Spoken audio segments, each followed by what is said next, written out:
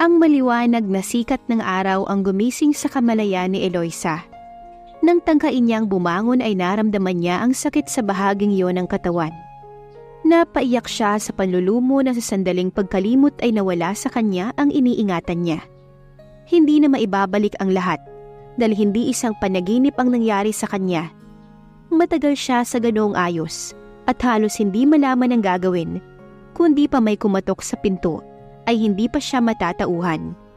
Napilitan si Eloisa na kalmahin ang sarili nang malaman na ang ina ang nasa labas at tinatawag siya nito. Eloisa? Hindi siya agad nakasagot. Anak? Bakit ho? Nakahanda na ang almusal, kumain ka na't naghihintay na ang tatay mo. Saad pa ni Aling Elena. Sige ho, lalabas na ho ko. Sagot niya at tumayo na sa kama. Nangihina ang kanyang tuhod, ngunit pinilit niyang kumilos. Habang nagpapalit siya ng damit, ay magulong-magulo ang kanyang isip. Nagtatalo ang kalooban kung dapat ba niyang ipagtapat sa mga magulang ang nangyari sa kanya. Pero naipasya niya na sarilinin na muna. Tiyak na malaking kahihiyan kapag nagkataon. Kilala niya kung paano magalit ang kanyang ama at lalong hindi niya kayang harapin kung paano tatanggapin ng pamilya ni Dave kapag nakarating sa kaalaman nila ang nangyari. Gusto niyang sisihin ang sarili dahil naging mahina siya. Sumakit ang kanyang ulo sa labis na pag-iisip kung sino ang lalaking yun. Sino ang maaaring gumawa sa kanya noon? Isa kaya sa mga lalaking nag-uukol sa kanya ng paghanga? Pumikit siya ng mariin at unti-unting nagkakahugis sa imahinasyon ng kabuuan ng lalaki. At nang kunin siya nito, tila may naisipaalala sa kanya ang mga halik na yun. Noon lang napuna ni Eloisa ang marka sa kanyang katawan. Kagagawa ng lalaki yun. Sa loob niya, ang puso ay halos magwala sa matinding galit at sama ng loob. Muli siyang nagpalit ng damit na nagtatago sa namumulang marka sa kanyang katawan. Sa harap ng pagkain ay tahimik sa Eloisa. Naninibago tuloy sa kanya ang kanyang mga magulang. Pinuna ni Dory ang kanyang damit. Ang init-init, bakit yan ang suot mo? Tanong nito. Napatingin siya sa pinsan.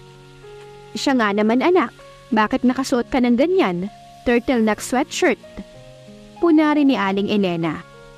Maganang kumain ang kanyang ama, kaya hindi sumasabay sa usapan. Gusto ko lang hong isuot, matagal na ho kasi sa aparador. Sagot niya.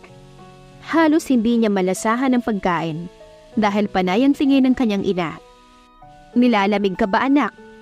Tanong muli ni Aling Elena. Tumango siya. Malamig ho kagabi dahil umulan. Masama bang pakiramdam mo? May pag-aalala sa tinig nito. Oho, kagabi pa ho. Pagsisinungaling niya. Nag-aalalang sinalat ng palad nito ang pisngi niya. Mainit ka nga. Anito. Humagikik naman si Dory. Kasi nga tiyang, mainit ang suot ni Eloisa. Gusto niyang mapikon sa kadaldala ng pinsan, ngunit hindi na lamang siya kumibo. Mabuti pa'y magpahinga ka na muna sa iyong silid.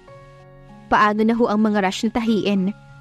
Kami na ang bahala roon, basta't magpahinga ka na muna sa iyong silid. Siguro'y nagpuyat ka pa kagabi at tinapos mo ang bestida no? Hindi siya nakakibo. Siya nga pala anak. Sabat ni Mang Alberto. Dumating na si Dave, nariyan na sa kabila ang asawa mo. Napatingin siya sa kanyang ina. Nasabi ko na kagabi pa sa anak mo Alberto. Inalok kong pumunta sa kabila pero ayaw niya.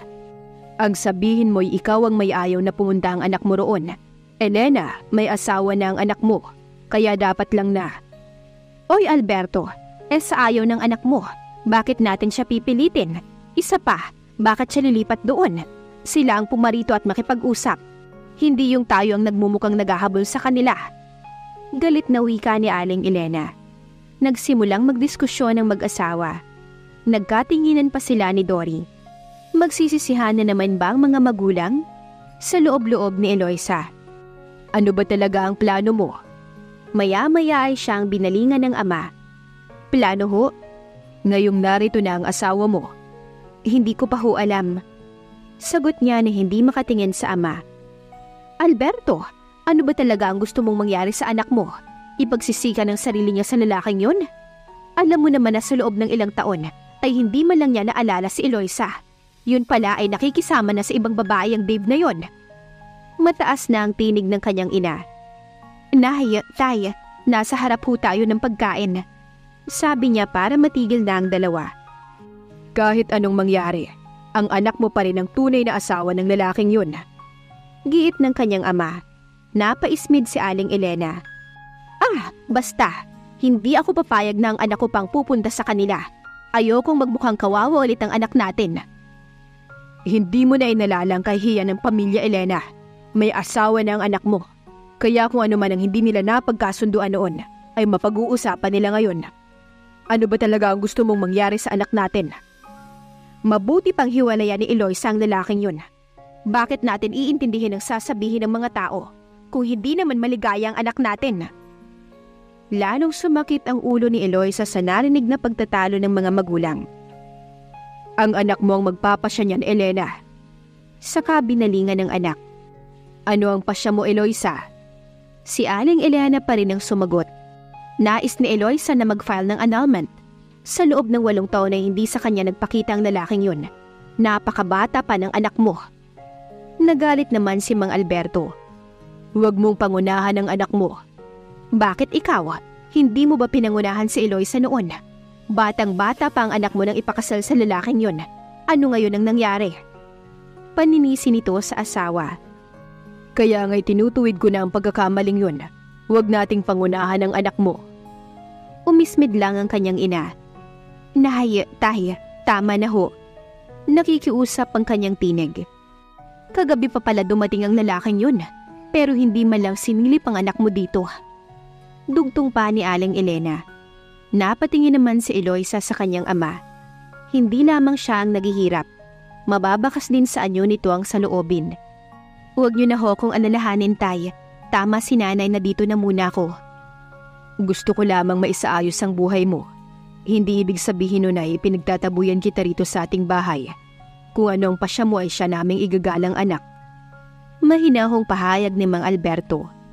Nagpaalam na si Eloisa. Ayaw na niyang humaba pa ang pagtatalo ng mga magulang. Naglalasing ka, Rafael? Nagtatakang tanong ni Dave sa inabutang tagpo sa silid ng kapatid. Naningkit ang mga mata ni Rafael pagkakita sa kapatid. Leave me alone. Galit niyang taboy dito. Are you serious? Naupo ito sa gilid ng kama matapos tapunan ng tingin ng bote ng imported na alak. Hindi ko kailangan ng kausap, Dave. Not this time. What's your problem? Baka makatulong ako kahit papano. Hindi ka naman dating ganyan Babae ba? Sarkastikong tawa ang ginanti ng binata.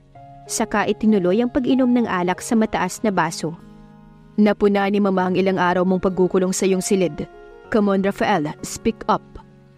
Kapag sinabi ko ba sa'yo, may magagawa ka sa problema ko? Namumungay na ang mga mata ng binata. I'll try my best, Rafael. Sino pa bang maaaring umunawa at tumulong sa'yo, kundi akong kapatid mo? Tumigil ka na, Dave. Wala kang magagawa sa problema ko. Ang problema mo sa iyong asawang dapat mong pakialaman. Nagtiimbagang ang lalaki at pilit na nagpakahinahon. Lasing ka na, tama na yan. Anito saka lumapit sa binata para kunin at ilayo ang alak. Leave me in peace, Dave. Wika niya na halatang lasing na. Hindi masasagot ng alak ang anumang problema mo. Tumawa ng mapakla si Rafael. Bravo! Ang galing mong mangaral pero ang sarili mong buhay ay hindi mo magawang isaayos. Ano pa ngayon ang pakikialaman mo? Madilim ang anyong iniwan ni Dave ang kapatid. Nag-iisa na lang uli si Rafael sa kanyang silid. Ilang araw na siyang walang kapanatagan. May matinding dahilan ang ngayon ay nagpapagulo sa kanyang kalooban. I'm sorry. Paulit-ulit niyang sambit. Naduduwag siyang harapin ang multong nilikha. Ngunit tuksong nakapagkit na sa kanyang isipan ng pangyayaring yun. Sumakit ang ulo ni Eloisa sa tindi ng pag-iisip sa lalaking pumasok sa kanyang silid. Kanina'y nagmamadali siyang nagpalit ng panlatag ng kama para itago ang mansyang patunay na hindi na siya malinis. Sa kalituhan kaninang nagising ay hindi niya agad iyon napansin. Pakiramdam niya ay nanlaki ang kanyang ulo, sakaling nakita ng ina ang mansya sa kumot at panlatag sa kama. Wala sa loob ay napalapit siya sa bintana at nakita ang bakas ng mga paa sa ibabaw ng pasimano. Gusto niyang sisihin ang sarili sa nangyari. Naging mahina ka, Eloisa. Muli siyang bumalik sa kama. Iniyapos niya ang muka sa unan. Ngunit gayon na lang ang panlalaki ng mga mata nang malanghap ang kakaibang pabango na dumikit doon. A sweet smell of male scent, at hindi niya maintindihan ang sarili na tila may nasinding init sa loob ng kanyang katawan. Dapat sana'y ihagis niya ang unan, sunugin.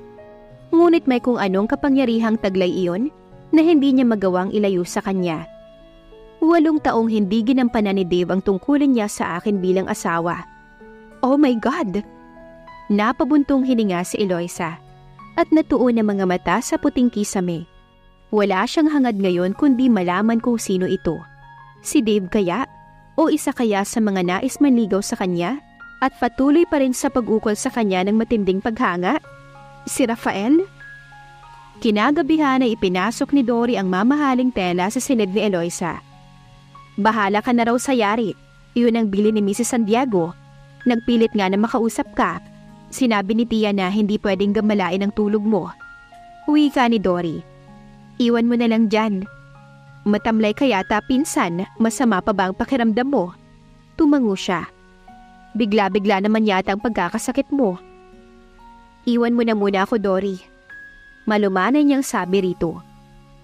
Hindi ka interesadong malaman ng tungkol kay Dave? Napatingin siya sa pinsan. Gusto ko nang magpahinga. Nakita ko si Dave kanina sa labas ng kanilang bakuran. May mga kausap. Yun lang ang sasabihin mo sa akin? Napangiti ang babae. Lalong gumwapo si Dave at mamula-mula ang pisngi. Hindi ako interesado. Ay, ang taray ng ali. Nanatiling pormal ang mukha ni Eloisa. Kung sa bagay, dapat kang ang magalit kay Dave. Anito. Gusto na niyang mapikon sa pinsan, ngunit pilit pa ring nagpakahinahon. Masakit ang ulo ko. Maaari mo na akong iwan, Dory. Si Rafael. Naputo lang sasabihin ng babae nang may kumatok sa pinto at pumasok ang kanyang ina. Eloisa? Bakit ho? May naghihintay sa'yo sa labas. Lumabas ka at harapin mo. Uwi ka ni Aling Elena saka lumabas. Ikaw pala, Rafael.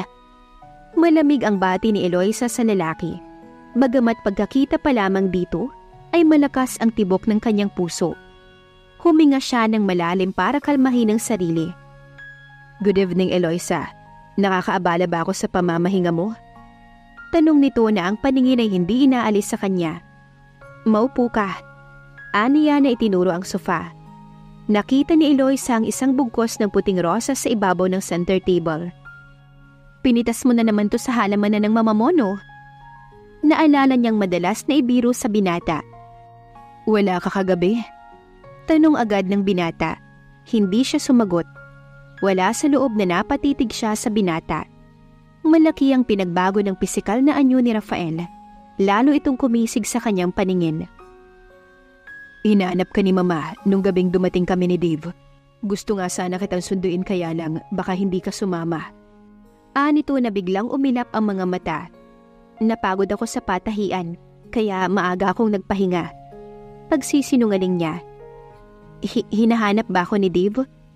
Isang alanganing tango ang tugon nito.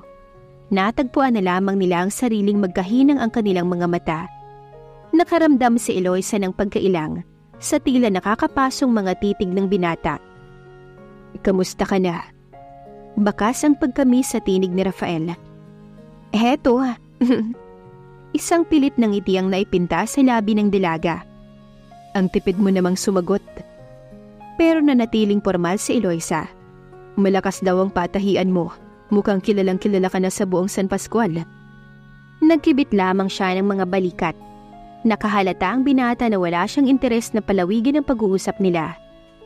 Hanggang ngayon ay galit ka pa rin sa akin, Eloisa? Talaga bang hindi mo na ako mapapatawad sa nagawa ko sa iyo noon? Hindi siya nakasagot dahil sumagi sa alaala niya kung paano siya hinalikan ni Rafael noon. Sinadya kong hindi umuwi kapag bakasyon dahil nahihiya akong magpakita sa iyo. Kahit gustong-gusto kong umuwi ay pinigil ko na lang ang sarili ko. Baka kako sa katagalan ay makalimutan mo na ang kasalanan ko. Ilang sandaling katahimikan ang nagdaan bago muling nagsalita ang binata. Galit ka pa rin sa akin, Eloisa. Kinalimutan ko na ang bagay na yon. Pagsisinungaling ng dalaga. May sakit ka ba? Bakas ang pag-aalala sa mukha ng binata nang may mapuna ito sa anyo niya. Wala. Ang laki ng pinagbago mo, Eloisa. Lalo kang gumanda. Pakiramdam niya ay namula ang kanyang pisngi sa papuring iyon ng binata. Ang layo mo na sa dati. Ikaw din. Gusto niya sanang sabihin, ngunit nanatili na lang sa loob ng kanyang isipan. For you. Anito habang iniaabot ang puting rosas. Ibig sabihin niya ay forgive and forget. Salamat. Tila siya nadala ng ngiti ng binata. Hindi siya makapaniwala na ang kaharap niya ay si Rafael, ang kababata niyang maloko, pasaway at madalas na nagpapaiyak sa kanya noon. Si Dave pala ay nagkaroon ng biglaang lakad kanina. Dapat ay magkasama kaming pupunta rito. Noon ay lumapit sa dalawa si Dory. Naisip ni Eloisa na pakana ng kanyang ina ang paglapit na yon ng pinsan. Hi Rafael! Bati ng babae. Kumusta ka na, Dory? Eto, lalong gumaganda. Salamat nga pala roon sa pasalubong mo. Okay lang. Kamusta ang Maynila, Rafael? Iyon, magulo pa rin. Sagot nito, ngunit kay Eloisa pa rin nakatingin. Babalik ka pa ba uli sa Maynila? Oo. Kwentuhan mo naman ako, Rafael, ng buhay doon. Some other time na lang, Dory. At tumingin ito sa relo.